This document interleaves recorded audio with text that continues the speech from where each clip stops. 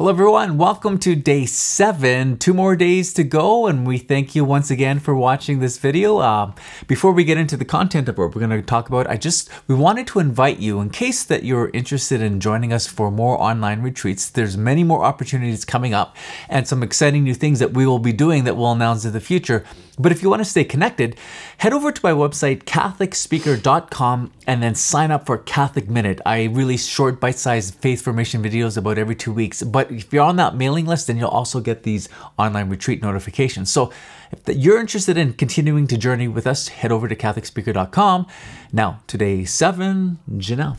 Okay, but before I hop into day 7, I also wanted to talk about the plenary indulgence. So if you're not familiar with what a plenary indulgence is, okay, these are amazing. So basically, the church grants something called a plenary indulgence, which basically, if you get one, and I'll talk about what is required in order to get one, you are basically as though you have just been baptized and you are free from all temporal punishment or full remission of temporal punishment that you would have gotten from when you go to confession. So a plenary indulgence basically wipes that completely clean. With the Divine Mercy, you can actually obtain a plenary indulgence. So there's 3 stipulations. So the first one is you need to go to confession. It doesn't mean you need to go to confession on the Feast of Divine Mercy. It just means you need to go somewhere around the Feast of Divine Mercy, either before or after.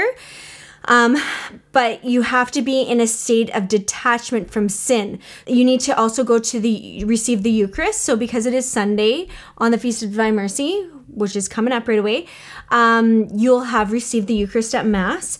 We need to pray for the Pope, and including that, we need to pray in Our Father, a creed, and then we also need to just pray. It says a devout prayer to the merciful Jesus. So you could just say something like, "Merciful Jesus, I trust in you."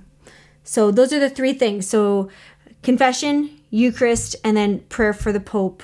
I'll post more in the comments just so that if you want to look into it more detail, it'll be there. Okay, so today is day 7, and it says, today bring to me the souls who especially venerate and glorify my mercy. So remember, these are Jesus's words to St. Faustina.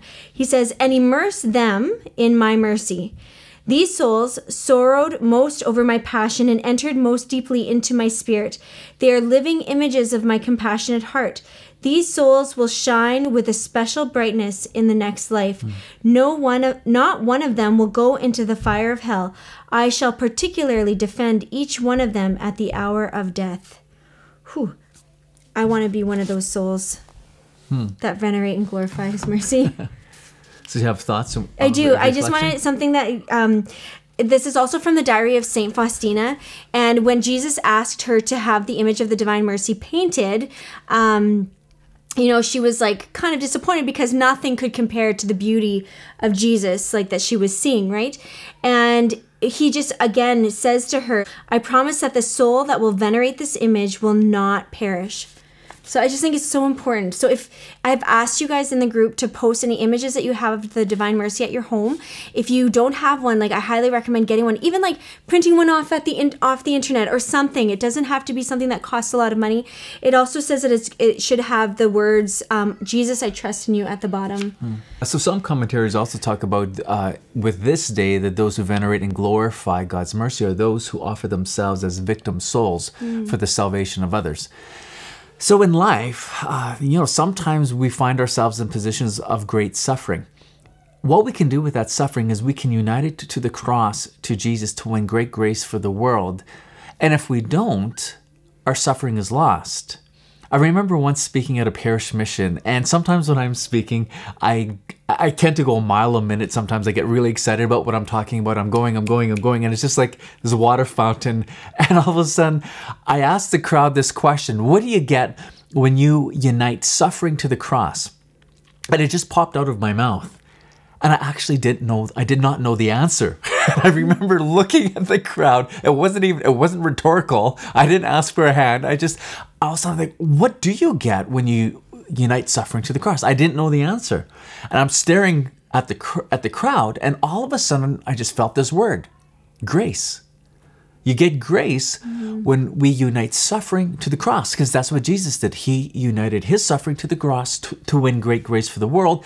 And we, because of baptism, can participate in the redemptive suffering of Jesus Christ. So then we can take our sufferings, unite them to the cross to win great grace and mercy for the world. And commentators believe that also these are the people that we pray for today, those who find themselves in great suffering, but they don't fight against their suffering. They embrace it because Jesus embraced his suffering. So they are Christ-like, and they united to Jesus to change eternity. So maybe you're in one of those situations where you find yourself in great suffering, and you realistically find that that might not change in your life. Sometimes we find ourselves in those positions. Apart from a divine supernatural miracle, then what do? Well, then we can take that suffering and do so much good with it.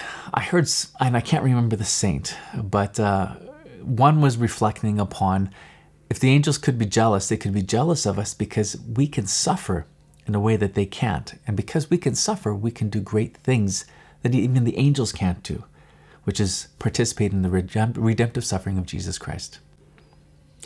So we pray for those who find themselves in those positions. Beautiful. And hopefully we're all still getting our exercise in too. Somewhere. Yes. We got ours in today. Yeah, we did. Yeah. God bless. Bye.